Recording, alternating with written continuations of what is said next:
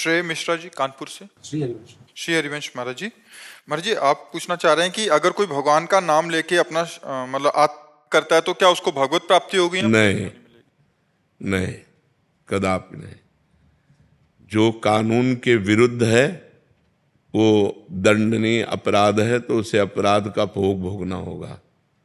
कहीं भी हमारे शास्त्र में या भारतीय कानून में आत्महत्या करने की स्वीकृति नहीं है, स्वीकृति नहीं। अगर आप आत्महत्या करते हुए, उपाय करते हुए पकड़े जाए तो आपको सजा होगी।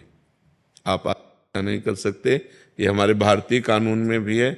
और भागवती कानून में यदि आत्महत्या करते हैं तो आप भूत प्रेत की योनि को प्राप्त होंगे, आप दुर्गति को प्राप्त होंगे, ना आपकी सदगति होगी। ऐसा नहीं तो सब लोग नाम बोल करके दरिया में कूद जाएं, ऐसा नहीं है, ऐसा नहीं है। ऐसे दुर्गति को प्राप्त होगा और सदगति को प्राप्त नहीं होगा। जैसे कोई नाम ले करके पाप करे तो नरक को प्राप्त होगा और सदगति को प्राप्त नहीं होगा।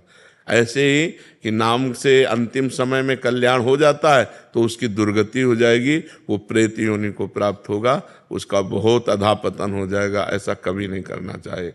आत्महनन गति बहुत निंदनीय होती है। हाँ, वो आत्महत्या कभी उद्धार को प्राप्त नहीं होगा, कल्पों कल्पों भटकता रहेगा। इसलिए आत्म कभी किसी को नहीं करनी चाहिए, ये सबसे बड़ा अपराध है। हर समस्या का समाधान है, लेकिन हर समस्या का समाधान सुसाइड थोड़ी कि आप हत्या कर लो, ऐसा नहीं है। हत्या करोगे तो दुर्गति को प्राप्त हो जाओगे। क्यों? तुम्हारे दिमाग में विचार कैसे आया? अंतिम समय यदि भगवान का नाम स्मरण में आ जाए, अंतिम समय, आत्महत्या और अंतिम समय में बड़ा फर्क है। हमारा समय होता है अंतिम। जैसे अब हमारे प्राण निकलने वाले हैं, हमारे निकल राधा और प्राण निकल गए, अब आपको भगवत प्राप्ति हो जाएगी। लेकिन प्राण निकालना वो अंतिम समय नहीं है, वो आत्महत्या है, तो उसका फिर दंड मिलेगा ना आपको। आप अपराध कर रहे हैं। आपने बोला था कि वो जैसे वो किसी मतलब जलने वाले के पदार्थ का है कि वो जलाएगी। हाँ। और आपने बोला था राधा नाम का वो तारना ही है। हाँ, तारना है। तो कानून के विरुद्ध, कानून के विरुद्ध थोड़ी नहीं। जैसे जहर है ना, तो अगर उसे वैद्य शोध के दे तो दमा आदि बीमारियों के काम में आ जाता संख्या, और ऐसे खा लो तो मर जाओगे ना। तो उसका विरुद्ध प्रयोग थोड़ी करना चाहिए, उसका विरुद्ध प्रयोग नहीं, ये विरुद्ध प्रयोग होगा, इससे आपको दंड मिलेगा। आत्म करते समय कि हम भाई राधा बोलकर आत्म कर लेंगे, राधा बोल करके हम अब किसी, तो इससे आपका पतन हो जाएगा, आपकी दुर्गति हो जाएगी। स्वतः हमारे प्राण निकल लें, फिर राधा राधा बोल लें तो हमारा कल्याण हो जाएगा। ऐसे नहीं, दुरुपयोग न करें। सद्वस्तु का दुरुपयोग नहीं करना चाहिए, ये कानून के विरुद्ध है। जतिन जी न्यू दिल्ली से। श्री हरिवंश।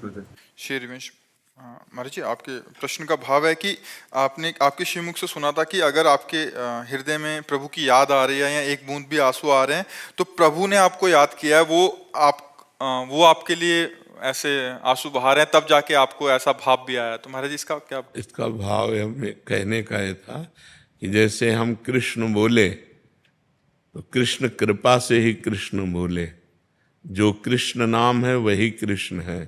तो हमारी जिह्वा में यदि कृष्ण आया तो श्री कृष्ण हम पर कृपा किए हैं, तब कृष्ण नाम आया है। अगर हमें प्रभु के प्रति रोना आ रहा है तो प्रभु हमें प्यार कर रहे हैं, इसलिए रोना आ रहा है। अगर हम प्रभु के लिए व्याकुल हैं तो प्रभु हमसे मिलने के लिए व्याकुल हैं। हम प्रभु के मार्ग में चल रहे हैं तो प्रभु हमें चला रहे हैं, इसलिए हम चल पा रहे हैं। तो सर्वस्व कृपा ही है, सर्वत्र कृपा ही है, सर्वस्व कृपा ही है। भक्त का सर्वस्व कृपा ही है।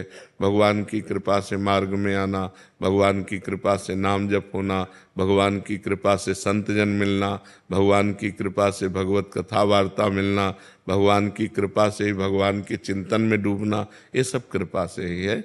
ये भाव कहने का है।